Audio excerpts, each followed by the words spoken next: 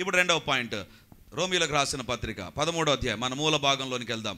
12వ వచనం, రోమా 13:12. రాత్రి చాలా గడిచి పగులు సమీపముగా ఉన్నది గనుక మనం అంధకార క్రియలను విసర్జించి తేజ సంబంధమైన యుద్ధోపకరణములు ధరించుకుందాము. రాత్రి చాలా గడిచిపోయింది, పగలు సమీపముగా ఉన్నది. రాత్రి చాలా గడిచి పగలు సమీపముగా ఉన్నది గనుక మనం ఏం చేయాలంట?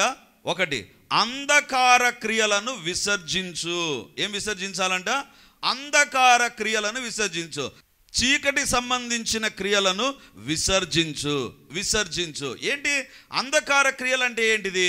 అంటే చీకటిలో జరిగే కార్యకలాపాలా? అంటే రాత్రిలో జరిగేటువంటివా? అఫ్ కోర్స్ వాటి ఏవి అంటే 13వ వచనంలో వివరించాడు చూడండి. అల్లరితో కూడిన ఆటపాటలైనను మత్తైనను లేక, కామ విలాసములైనను పోకిరి చేష్టలైనను లేక, కలహమైనను మత్సరమైనను లేకయు పగటి యందు నడుచుకున్నట్టుగా మర్యాదగా నడుచుకొందము. ఇక్కడ అంధకార క్రియలు అంటే రెండింటి గురించి చెప్తుంటున్నాడు, జాగ్రత్తగా వినండి. అంధకార క్రియలు అంటే ఈ 13వ వచనాన్ని రెండు భాగాలు చేశాడు పౌలు, పరిశుద్ధాత్మ దేవుడు. ఒకటి, అల్లరితో కూడిన ఆటపాటలు. అంటే ఈ దినాల మ్యూజిక్ ఎక్కువగా పెట్టుకొని పబ్ కల్చర్ ఏంటి తెలుసా? ఇదో అల్లరితో కూడిన ఆటపాటలు. అల్లరి ఉంటుంది, గట్టి గట్టిగా పాటలు, బీభత్సమైనటువంటి మ్యూజిక్, లైటింగ్ ఎఫెక్ట్స్. ఈ దినాల్లో సంఘాల్లోని కూడా అదే వచ్చేసాయి. అల్లరితో కూడిన ఆటపాటలు. ఒక క్రమం ఉండదు, ఏమి ఉండదండి. లక్షలు ఖర్చు పెడుతుంటున్నారు. అల్లరితో కూడిన ఆటపాటలు అంత్య దినాల్లో ఉంటాయి. దేవుని బిడ్డలారా, రెండవదిగా మత్తైనను. ఈ దినాన కడపలో కూడా ఏమొచ్చాయి? డ్రగ్స్ వచ్చేసాయండి. ఈ దినాన కడపలో ఎప్పుడు లేని పోస్టర్లు కనబడుతున్నాయి మనకు, రోడ్ల పైన కనబడుతున్నాయి. మత్తు పదార్థాలు సేవించరాదు. కాలేజ్ దగ్గరికి వెళ్ళామనుకో, ప్రతి కాలేజ్ దగ్గర గవర్నమెంట్ ఒక బోర్డు పెట్టింది, మత్తు పదార్థాలు సేవించకూడదు, మత్తు పదార్థాలు హానికరం. దేవుని బిడ్డలారా, నేను పనిచేసేటువంటి ఒక కాలేజీలో అయితే ఒక కమిటీనే పెట్టారు. ఎవరైనా మత్తు పదార్థాలు బానిసలైతే వాళ్ళని ఎట్లా కౌన్సిల్ చేయాలి, వాళ్ళని ఎట్లా. ఒకానొక కాలేజ్ ప్రముఖమైన కాలేజ్, ఆ పేరు చెప్తే లక్షల కాలేజీలో డబ్బు పోసి సీటు కొనుక్కుంటారండి. ఆ కాలేజీలో నా ఫ్రెండ్ వాళ్ళ యొక్క అన్న కుమార్ని జాయిన్ చేయడానికి తీసుకొని వెళితే వాళ్ళు కొన్ని ఫామ్స్ ఇచ్చారు. దీన్ని మీరు ఫిలప్ చేయండి, మీ బయోడేటా రాయండి, మీ కాంటాక్ట్ నెంబర్ రాయండి, అన్నీ రాసిన తర్వాత లాస్ట్ ఒక పేపర్ ఉందండి. ఆ పేపర్ చూస్తే ఇది మా ఇష్టపూర్వకంగా మేము ఇస్తుంటున్నాం, కాలేజీకి సంబంధం లేదని హెడ్డింగ్ ఉంది. వాళ్ళు ఆశ్చర్యపోయి చూస్తే ఏముంది తెలుసా? మా కాలేజ్ చుట్టుప్రక్కల డ్రగ్స్ అనేటువంటివి అందుబాటులో ఉంటాయి. ఒకవేళ మీ కుమారుడు దానికి బానిస అయితే కాలేజీకి సంబంధం లేదు అని రాసి సంతకం పెట్టాలి. ఇది నేను ఎప్పుడు విన్నాను తెలుసా?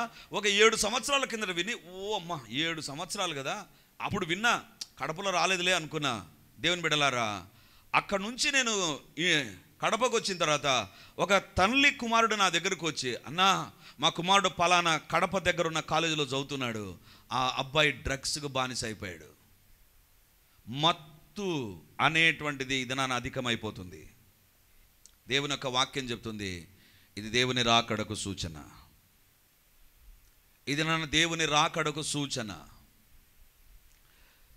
ఇది నాన్న కొంతమంది బాబాలు బయటకు వచ్చారు. ఆ బాబాలు సేల్ చేసేటువంటి వీడియోస్ ఏంటి తెలుసా? ఏముండదండి, దాంట్లో ఒక మ్యూజిక్ ఉంటుంది అంతే. ఆ మ్యూజిక్ విన్నామంటే నేను ప్రశాంతంగా నిద్రపోతాను. ఏం లేదు, ఆ మ్యూజిక్ విన్నామంటే అది ఏ రకంగా ఉంటుందో తెలుసా?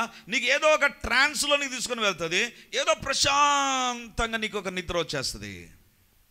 దేవుని బిడ్డలారా, no need to take a drug. ఏదో ఇంజక్షన్ వేసుకోవాలి, ఏదో ఆ ట్యాబ్లెట్లు వేసుకోవాలి, లేదా ఏదో సిరప్ తాగాలి మత్తు రావడానికి, అంత లేదు. ఇప్పుడు సాతాను వివిధ మెథడ్స్ వాడుతుంటున్నాడు. చీకటి కార్యాలంటే ఏంటి తెలుసా? లేకపోతే అంధకార క్రియలంటే ఏంటి తెలుసా? ఇదిగో అల్లరితో కూడిన ఆటపాటలు, మత్తైనను. మూడవదిగా కామ విలాసములైనను పోకిరి చేష్టలైనను. కామం ఎక్కువైపోతుంది. దేనికి?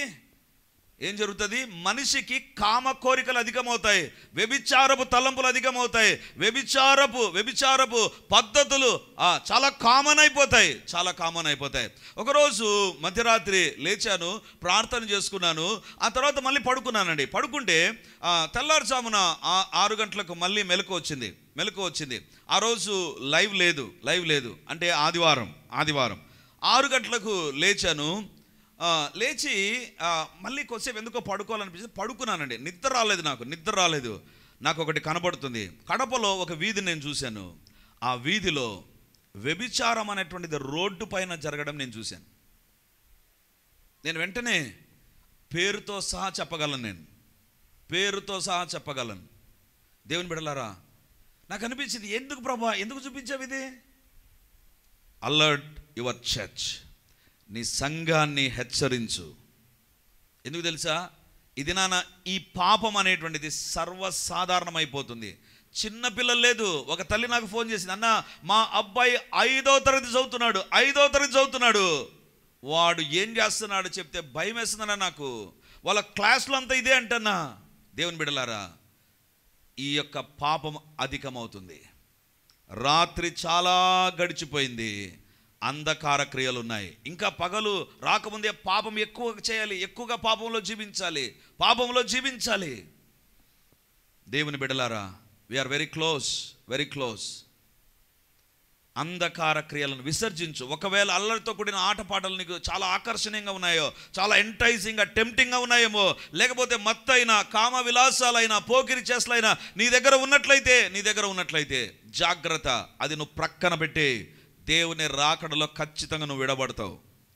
నీ జీవితానికి విలువ లేకుండా యుగాలు నరకంలో కాలిపోయేదానికంటే ఈరోజే ఆ యొక్క వ్యభిచారపు తలంపులు, వ్యభిచార పద్ధతులు, వ్యభిచారపు కోరికలు వదిలిపెట్టి దేవుని బిడ్డగా మారితే అది నీకైనా నీ భవిష్యత్తుకైనా క్షేమకరం.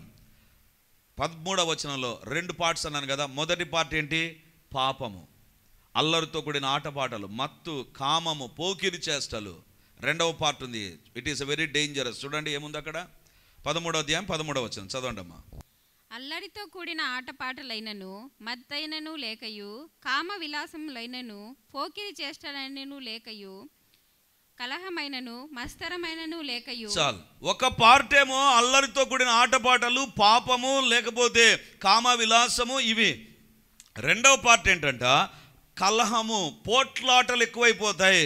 2024 డిసెంబర్ కాదు, 2023 డిసెంబర్ మీరు వాచ్ నైట్ సర్వీస్ గమనిస్తే ఆ రోజు నేను దేవుని ఆత్మచేత ప్రేరేపించబడి ఒక మాట చెప్పాను. ఏంటంటే, సేవకులకు విరోధి క్రీస్తు వ్యతిరేకులు కాదు, సేవకులే విరోధులు, సేవకులకు సంఘమే విరోధి, లేకపోతే సంఘానికి సేవకుడే విరోధిగా ఉంటాడు. దేవుని బిడ్డలారా, ఈ దినాన మనం చూస్తుంటున్నాం, దేశాల్లో కొట్లాటలు కాదు, సంఘాల్లో కొట్లాటలు, సంఘాల్లో బీగాలు వేస్తుంటున్నారు. సంఘాల గురించినటువంటి లైవ్ కవరేజ్, వాక్యం కాదు, మేము పోట్లాడుకుంటున్నా, మాకు న్యాయం జరగాలి అని టీవీలోనికి వస్తుంటున్నారు. ఏం చెప్తుంది ఇది? ఒకటి, వీఆర్ వెరీ క్లోజ్. దేవుని రాకడకు చాలా దగ్గరైపోయాం. ఏముంటుందంట? కలహం ఉంటుంది. అంధకార క్రియలలో ఇది చర్చి లోపల జరుగుతుందండి. కలహం అనేటువంటిది ఉంటుంది. అంటే పోట్లాటలు, ఒకరి మధ్య ఒకరి పోట్లాటలు ఉంటాయి. చర్చిలో there will be internal bucklings, internal war will be there. దేవుని బిడ్డలారా, ఇండ్లల్లో కూడా అధికమవుతుంది, అన్నదమ్ముల మధ్య అధికమవుతుంది. అందుకే ప్రాపర్టీ ఇష్యూస్. దేవుని బిడ్డలారా, it is the one of the works of the darkness. చీకటి సంబంధమైన క్రియలు. ఒకటి కలహం ఉంటుంది, రెండవదిగా మత్సరం ఉంటుంది. ఎవరైనా ఒకరి గురించి ఓర్వలేం. కొంచెం పైకి వచ్చామా, ఎన్ని వీళ్ళు ఇట్లా పైకి వచ్చేసరే అని ఓర్వలేనితనం ఉంటుంది. ఎక్కడుంటుంది తెలుసా? దేవుని బిడ్డల్లో ఉంటుంది. ఈ 13వ అధ్యాయం మొదటి వచనంలో హాఫ్ పార్ట్ లోకంలో బయట ఉంటే, రెండవ పార్ట్ చర్చిలో ఉంటుందండి. చర్చిలో ఉంటుంది. దేవుని యొక్క వాక్యం చెప్తుంది, ఇవి అంధకార క్రియలు. ఎవరిని గురించైనా నీకు మత్సరం ఉందా? ఓర్వలేనితనం ఉందా? ఇద్దరు బాగుంటే చూడలేకపోతున్నావా? నీ స్వార్థం కోసం ఎవరినో బలి పెట్టాలని చూస్తున్నావా? Remember, you are at the very edge of the sin. పాపముకు చాలా చివరి గడియల్లోనికి వచ్చేసావు. ఎప్పుడు దేవుని రాకడ వచ్చి విడబడతావో తెలియదు. మత్సరం ఉంది. దేవుని బిడ్డలారా, ఈ దినాల్లో కడపలో ఉండేటువంటి కొన్ని సంఘాల సేవకులను గురించి ప్రార్థన చేయండి. ఏం చేస్తున్నారో తెలుసా? మన చర్చికి వచ్చి మన చర్చిలో లైవ్లో కనపడితే నెక్స్ట్ వీక్ వాళ్ళ ఇంటికి మనుషులు వెళ్తారు, వాళ్ళ ఇంటికి ఫోన్ వెళ్తాయి, వాళ్ళ ఇంట్లో వెళ్ళి మాట్లాడతారు, మా చర్చికి రండి, మా దగ్గరికి రండి. ఏమండి, ఇది చర్చి కాదా? ఇక్కడ దేవుని కార్యాలు జరగడం లేదా? ఇక్కడికి వస్తే ఓర్వలేని తనం. అది విన్నప్పుడు నాకు అనిపిస్తుంది, దేవా మా సంఘంలో ఇలాంటి అనుభవాలు గుండా మమ్మల్ని తీసుకెళ్తున్నా ఎందుకు ప్రభు అని బాధపడ్డాను. ఆ తర్వాత అర్థమైంది, ఇది దేవుని రాకడ సమయంలో జరిగేటువంటిది. దేవుని బిడ్డలారా, ఒక దైవ సేవకుడు నాతో మాట్లాడుతూ వాళ్ళ ఊర్లో మీటింగ్కి వెళ్ళాడంటండి. మీటింగ్కి వెళ్ళి ఆ యొక్క వాళ్ళ చర్చి ఎక్కడో 1 కిలోమీటర్ అవతల ఉందంట. 1 కిలోమీటర్ అవతల అక్కడ పోస్టర్ అంటించారంటండి. పోస్టర్ అంటిస్తే మరుసటి రోజు వీళ్ళు 2 పోస్టర్లు వేసి ఆ చర్చి వాళ్ళు వచ్చేసి 20 పోస్టర్లు వేసారంట. 20 పోస్టర్ ఆ పోస్టర్ చుట్టూ వేసేసారంట. వీళ్ళు చూసి సరేలే పోస్టర్లు వేసారు, వేస్తే వేనిలే, మనం పాంప్లెట్లు పంచుతామని పోతే ఆ చర్చికి సంబంధించిన బాక్సర్స్ ఉంటారు. ఇది నాలుగు చర్చిలో ఎవరున్నారు? బాక్సర్స్ ఉన్నారు. అంటే పెద్ద భారీ కాయలు. వాళ్ళు వచ్చేసి కొట్టడం కూడా జరిగిందంట. ఇక్కడ పంచడానికి లేదు, వెళ్ళిపోండి. ఎవరు కొట్టారు? సేవకుడు కొంతమంది బాక్సర్స్ పెట్టి దేవుని బిడ్డలను పాంప్లెట్లు పంచినందుకు కొట్టిస్తున్నారు. బయట వాళ్ళు కాదు, క్రీస్తు వ్యతిరేకులు కాదు. ఎందుకు? మత్సరం. దేవుని బిడ్డలారా, నీ జీవితంలో ఎవరిపైనైనా ఇలాంటి లక్షణం కలిగి ఉంటే దేవుని రాకడలో నువ్వు విడిచిపెట్టబడతావు. జాగ్రత్త పడదాం.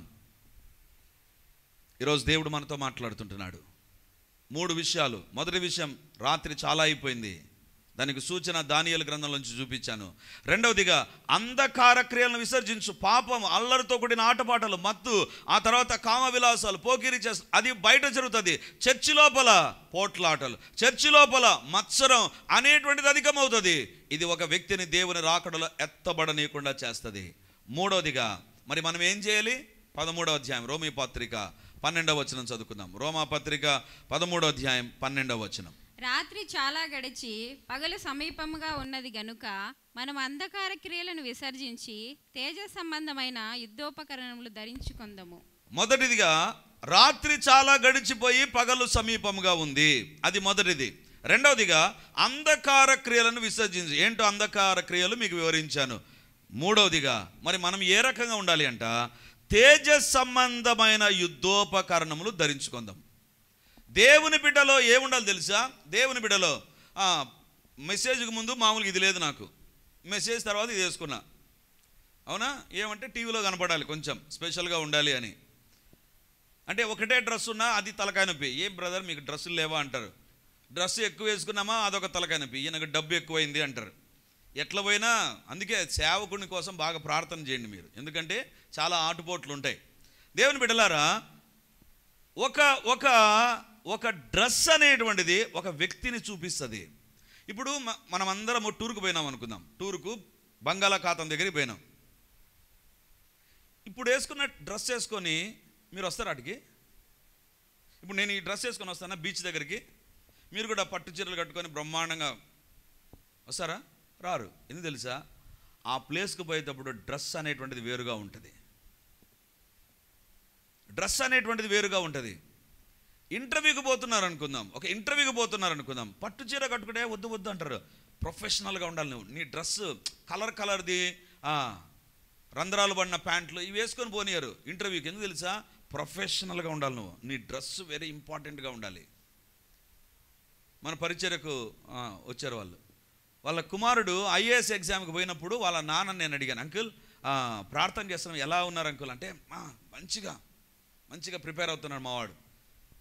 ఏంటి అంకుల్ ఏం ప్రిపేర్ అవుతున్నాడు? మా కుమారునికి ఖరీదైన 1000 రూపాయలు ఖరీదు చేసి, మీటర్ 1000 రూపాయలు ఖరీదు చేసి సూట్ కుట్టించాను నేను. ఎందుకు తెలుసా?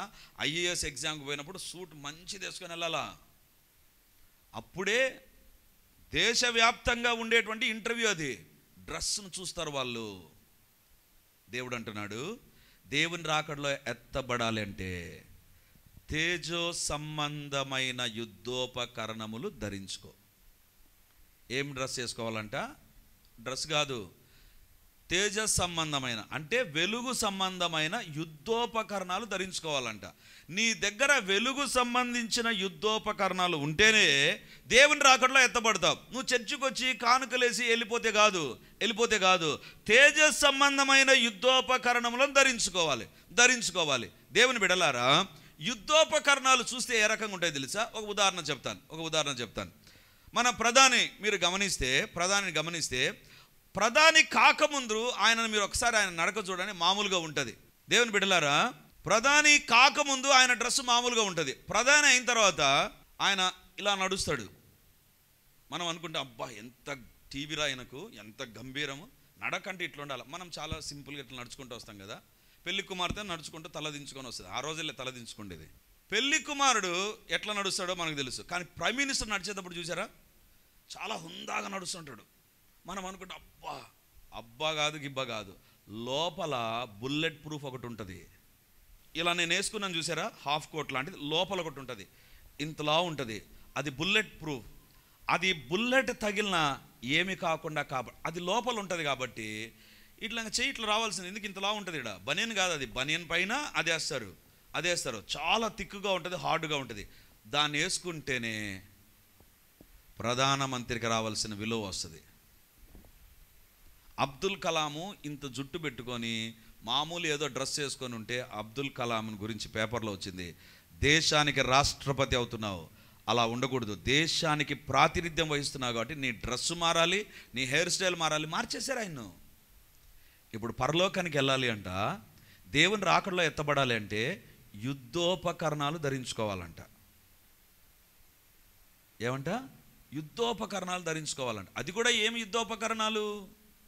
తేజ సంబంధమైన యుద్ధోపకరణాలు. దేవుని బిడలారా, వెలుగు సంబంధమైన ఆయుధాలు ధరించుకొనుడి. మామూలు భాషలో చెప్పాలంటే wear the equipment that is used for the battle. అంటే యుద్ధానికి ఉపయోగపడేటువంటి వెలుగు సంబంధమైన వాటిని ధరించుకోండి. ఎవరు వెలుగు? యేసుప్రభే వెలుగు. యేసుప్రభు వెలుగైతే యేసుప్రభుకు సంబంధించినటువంటి వ్యక్తిగా నువ్వు కనపడాలి. నీ చేయిగా కనపడకూడదు. యుద్ధానికి వెళ్ళేటువంటి వారికి యుద్ధంలో చేయి పైన కూడా ఒకటి ఉంటుందండి, యుద్ధంలో గాయం తగలకుండా. లేదా చేతిలో ఒకటి ఉంటుందండి, తలకు ఒకటి ఉంటుందండి, బ్రెస్ట్ ప్లేట్ ఒకటి ఉంటుంది, ఛాతి పైన ఒకటి ఉంటుంది, కాళ్ళకు ఒకటి ఉంటుంది, షూ వేరుగా ఉంటుంది, అన్ని వేరుగా ఉంటాయి. అవి వేసుకుంటేనే యుద్ధానికి పోతారు. అవి లేకుండా పోయినంటే ఫస్ట్ చచ్చిపోయేది వాడే. దేవుని రాకడలో ఎత్తబడాలి అంటే వెలుగు సంబంధమైన యుద్ధోపకరణాలు ధరించుకో. ఎవరు వెలుగు? యేసుప్రభు వెలుగు. ఇప్పుడు యేసుప్రభును ధరించుకో. యేసుప్రభు చెయ్యి ఏ రకంగా పనిచేస్తుందో నీ చెయ్యి కూడా అదే రకంగా పనిచేయాలి. యేసుప్రభు నోరు ఏ రకంగా పనిచేస్తుందో నీ నోరు అదే రకంగా పనిచేయాలి. యేసుప్రభు కళ్ళు ఏ రకంగా పనిచేస్తాయో నీ కళ్ళు కూడా అదే రకంగా పనిచేయాలి. యేసుప్రభు యొక్క హృదయం ఏ రకంగా మంచిని ఆలోచన చేస్తుందో అదే రకంగా ప్రతి చోట you must be covered with the light. ఆ వెలుగుతో నువ్వు కవర్ చేయబడాలి. వెలుగు కవచాన్ని ధరించుకో. యేసు ప్రభు అనేటువంటి వెలుగు కవచాన్ని ధరించుకున్నప్పుడు నీ చెయ్యి తప్పుడు రాతలు రాయదు, నీ చూపులు తప్పుడు వాటిని చూడవు, నీ యొక్క హృదయం తప్పుడు వాటిని గురించి ఆలోచించదు, నీ యొక్క నడక తప్పు వాటి విషయంలో ఉండదు. అలాంటి వారే దేవుని రాకడలో ఎత్తబడతారు. Very simple. నీ జీవితంలో దేవుని రాకడకు చాలా సమయం వచ్చింది. అది మొదటి పాయింట్. దానికి సూచనలు చూపించాను. రెండవ పాయింట్, అంధకార క్రియలు ఉన్నాయి, దాంట్లో పాలుపంపులు పొందవద్దు. చర్చి బయట ఉన్నాయి, చర్చి లోపల ఉన్నాయి. మూడవది, అవి లేకుండా నీ జీవితంలో ఏముండాలంటే వెలుగు సంబంధమైన యుద్ధోపకరణాలు. సాతాను నీ నోరును చూసినప్పుడు ఏమ్మా ప్రార్థన చేసి ఏం ప్రయోజనం, చర్చిలో ప్రార్థన చేస్తాడు, ఇంటిలో బండబూతులు మాట్లాడతారు, కొట్లాడతారు, తిడతారు, సనుగుతారు, గొనుగుతారు. ఈ నోరు పనికిమాలిన నోరు బయట, చర్చిలోనే చాలా భక్తిగా ఉంటుంది అనుకొని నీ నోరును చూసి మాట్లాడింది అనుకుందాం. నీ నోరు వెలుగు సంబంధమైన నోరు కాదు. చర్చిలోనికి వచ్చి చప్పట్లు కొడతాం, ఆఫీసులోకి వెళ్ళి తప్పుడు రాతలు రాస్తున్నామా, తప్పుడు మెసేజ్లు టెక్స్ట్ ఏమన్నా చేస్తున్నామా? నీ చేయి తప్పుడు విధానంలో ఉపయోగపడితే నీ చేయికి ఇంకా మారు మనసు రాలా. నువ్వు బాప్తిసం తీసుకున్నావు కానీ నీ చేయి బాప్తిసం పోలే, ఇంకా బాప్తిసం అనుభవం కూడా వెళ్ళలా. వెలుగు సంబంధమైన యుద్ధోపకరణాలు ధరించుకో. నీ జీవితంలో ఎక్కడ చూచిన వెలుగే, దేవుని వెలుగే కనపడాలి, చీకటి కనపడడానికి వీల్లేదు. ఇది ఒక రోజులో వస్తుందా? రానుగాక రాదు. You have to try everyday. నోట్లోంచి అబద్ధాలు వస్తాయి, టకీమని అబద్ధం వస్తుంది. ప్రభా అబద్ధం రాకుండా సాయం చేయి ప్రభా, అబద్ధం రాకుండా సాయం చేయి. నోటి ప్రభా నా కళ్ళు ఏవేవో చూస్తున్నాయి ప్రభా, నేను అలా చూడకూడదు ప్రభా. నోరు లేనిపోని తంటాలు చెప్తుంది ప్రభా, చెప్పకూడదు ప్రభా. నీ నోరు విషయంలో వెలుగు సంబంధిగా నువ్వు మారాలి. నీ కంటి విషయంలో వెలుగు సంబంధిగా మారాలి. నీ తలంపుల విషయంలో వెలుగు సంబంధిగా మారాలి. ఎప్పుడు నా జీవితంలో తప్పుడు తలంపులు వస్తున్నాయి ప్రభా, నా తలంపులు వెలుగు సంబంధమైన తలంపులుగా లేవు ప్రభా, నా యొక్క తలంపులు యుద్ధోపకరణంగా లేవు ప్రభా, అవి సాతానుకు సాధనాలుగా ఉన్నాయి ప్రభా, మార్చు ప్రభా. ఇఫ్ యు డూ దాట్, అలాంటి వ్యక్తే పరలోక రాజ్యంలోకి వెళ్తాడు ప్రభు రాకడలో. మిగతా ఎవరు వెళ్ళరు. వాక్యం చెప్పే నేను ఓ అని మొత్తుకొని 3 మెసేజ్లు చెప్పి సోమవారం నుంచి నన్ను ఇష్టానుసారంగా ఉంటే I will not go to heaven. Impossible. దేవుడు కాంప్రమైజ్ కాడు. పాపిని తీసుకొని పరలోకంలో దేవుడు పెట్టాడు. సారీ, గుర్తుంచుకోండి, పరలోకం పరిశుద్ధుల నివాస స్థలం. పరలోకానికి వెళ్ళాలంటే నీ జీవితం పరిశుద్ధంగా ఉండాలి. నీ జీవితంలో పాపం అక్కడక్కడ కలిగి ఉంటాను, నేను పరలోకానికి వెళ్తానంటే అక్కడక్కడ పాపం ఉండే వాళ్ళని పరలోకంలోకి ఎంట్రీ ఉండదు. నీ జీవితంలో సమూలంగా మార్చబడు. ఈరోజు ప్రభు మనతో మాట్లాడుతుంటున్నాడు. రాత్రి చాలా గడిచిపోయింది, పగలు సమీపిస్తుంది, దేవుని రాకడ చాలా దగ్గరలో ఉంది. 2, అంధకార క్రియలను విసర్జించి, ఏ పాపం నీలో ఉన్నా, చర్చి బయట పాపంలో ఉన్నా, చర్చి లోపల పాపంలో ఉన్నా వదిలిపెట్టు. మూడవదిగా తేజ సంబంధమైన యుద్ధోపకరణాలు. యేసు ప్రభు వెలుగండి, ఆయనే నిజమైన వెలుగు. ఆ నిజమైన వెలుగు లోకంలోకి వచ్చింది. యోహాను సువార్త 1వ అధ్యాయంలో మనం చూస్తాం. ఆ యేసు ప్రభును ధరించుకొని నీ చెయ్యి ఒక సాధనంగా మారాలి, నీ కన్ను ఒక సాధనంగా మారాలి, నీ హృదయం ఒక సాధనంగా మారాలి, నీ కాళ్ళు ఒక సాధనంగా మారాలి. మారినప్పుడే పరలోక రాజ్యంలోకి మనం ప్రవేశిస్తాం. ఈరోజు ప్రభు మనతో మాట్లాడుతుండగా చాలా రాత్రి అయిపోయింది, పగలు సమీపిస్తుంది. ప్రభు సన్నిధానంలో దేవుని వైపు చూస్తూ, దేవా నా జీవితంలో నీకు ఎక్కడ నేను వ్యతిరేకంగా జీవించిన నన్ను క్షమించు ప్రభువా, నీ శిలువ రక్తముతో నన్ను కడుగు ప్రభువా. ఏ సమయంలో ఎవరు చూడనని అనేకమైన సూచనలు మన కళ్ళ ఎదుట కనబడుతున్నాయి. ఇంకా పాపంలో ఉన్నావా? అంధకార క్రియల్లో నీ జీవితాన్ని నువ్వు నడుపుతూ ఉన్నావా? ఈరోజు దేవుడు నీతో మాట్లాడుతున్నాడు. అల్లరితో కూడిన ఆటపాటల వైపు ఆకర్షించబడుతున్నావా? ఏదైనా మత్తు సంబంధమైన వాటి నేను ప్రేమిస్తుంటున్నావా? రాకూడనివి టాక్సికేటింగ్ థింగ్స్ నీ దానిలోనికి వచ్చేస్తున్నాయా? మత్తు పదార్థాలు నీ జీవితంలోనికి వస్తే దేవుని రాకడను ఎత్తపడలేవు. కామ విలాసములు,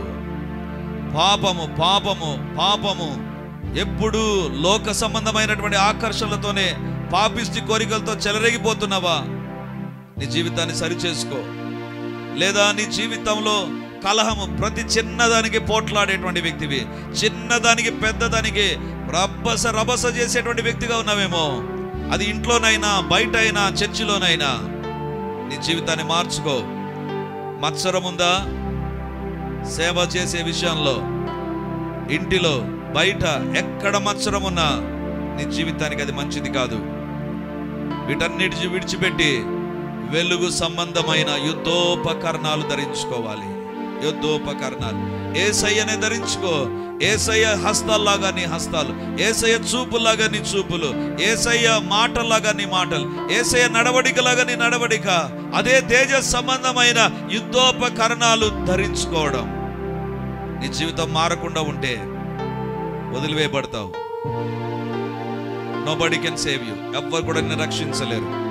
ఈరోజు దేవుడు నీతో మాట్లాడుతుండగా, ఇంతవరకు ఇంకా ఏ పాపంలో ఉన్నా ఈరోజు ఒప్పుకో, దేవుని ఎదుట సరి చేసుకో. ఇదే నీ జీవితంలో అనుకూలమైన సమయం మార్చుకోవడానికి. మార్చబడదాం. హల్లెలూయా. ప్రభువా నన్ను దర్శించు, నా జీవితాన్ని దర్శించు, నా జీవితంలో మీ కార్యాలు జరిగించు, మీ నామాన్ని మీరు మహింపరచండి. నేను ఇంకా లోకంలో పాపంలో ఉన్నాను తండ్రి, ఎక్కడ నేను తప్పు చేశానో నాకు తెలుసు ప్రభా, నీ శిలువ రక్తముతో నన్ను కడుగు ప్రభా. అడుగుదాం దేవుణ్ణి.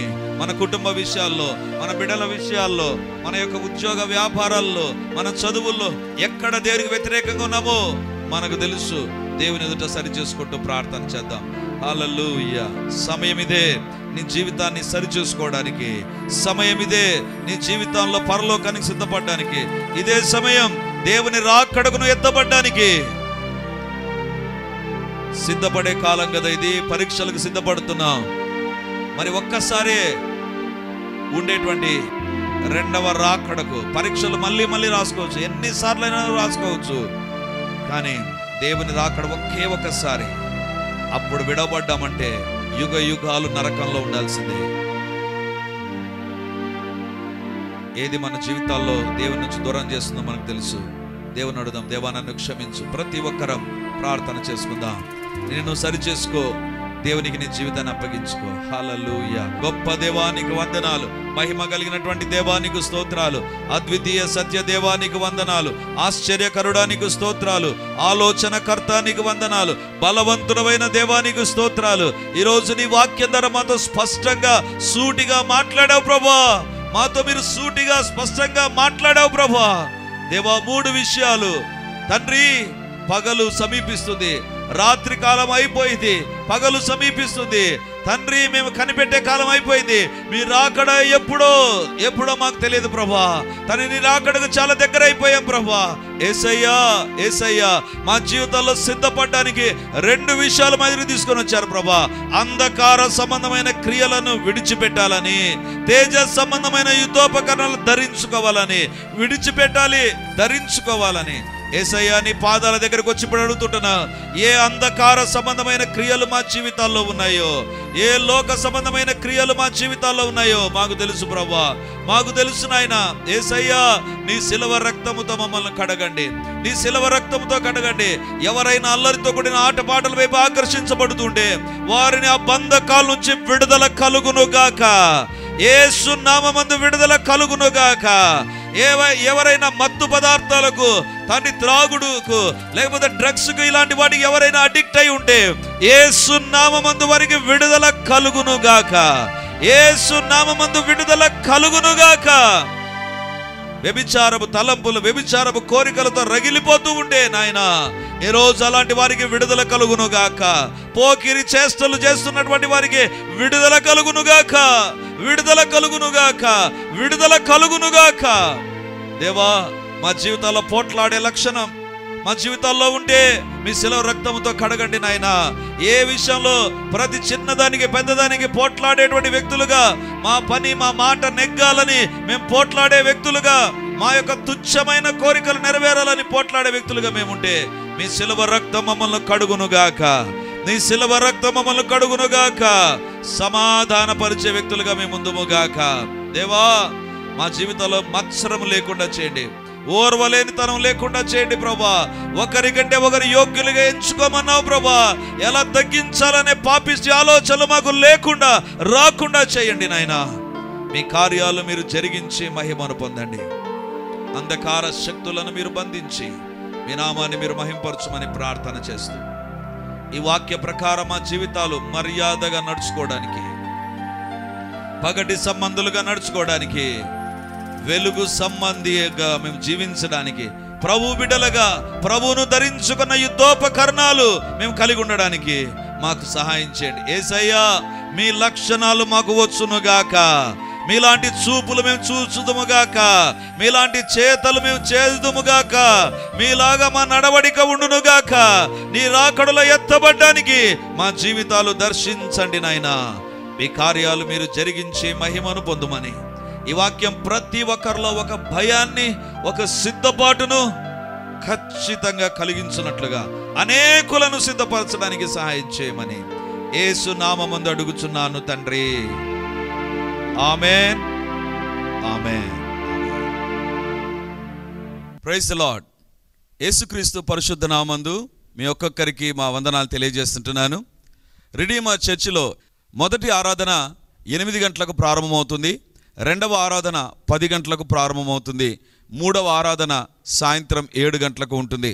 దేవుని బిడ్డలారా, ఎవరైనా ఉదయం ఆయా పనులు కలిగి రెండవ ఆరాధనలకు రాలేకపోతున్నారని భావించి ఈ యొక్క మొదటి ఆరాధన ప్రారంభిస్తున్నాం. సో ఈ యొక్క అవకాశాన్ని సద్వినియోగం చేసుకొని దేవుని యొక్క సన్నిధికి వచ్చి దైవ దీవెనలు మీరు పొందాలని కోరుతున్నాం. మొదటి 2 ఆరాధనలు మాత్రమే ప్రభు బల్ల ఉంటుంది కాబట్టి సిద్ధపడి దేవుని సన్నిధికి రమ్మని మిమ్మల్ని కోరుతూ ఉన్నాను.